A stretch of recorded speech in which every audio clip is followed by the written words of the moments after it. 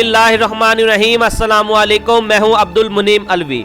आज मुल्क भर की शुगर मिल्स में चीनी के रेट 10,000 रिकॉर्ड किए गए। आदम शुगर का आज 7,000 रुपये रेट रहा। खानपुर 6,925, रहीमिया खां 6,900, सीलावाली 6,975, किसान 7,050, किरण 6,810, घोड़की 6,820, इतिहाद 6,840, फरहान 6,850, मेहरान 6,850, सांगड़ 6,830, थरपारकर 6,790, बांदी 6,800, JDW 6,845, कमालिया 6,960,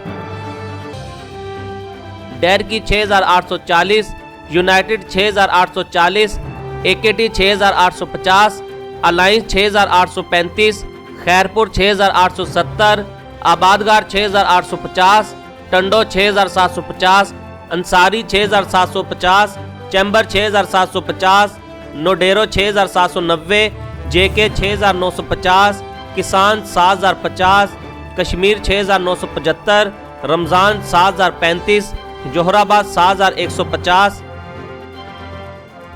हमजा 6,900, अशरफ 6,880, शहताद 7,200, मीरपुर 6,850, दरिया खां 6,990, पॉपुलर 7,050, अलनूर 6,820, डिग्री 6,770, हाजरा 6,950, मीरा 6,950 और दादू शुगर का 6,750 रुपये रेट रहा।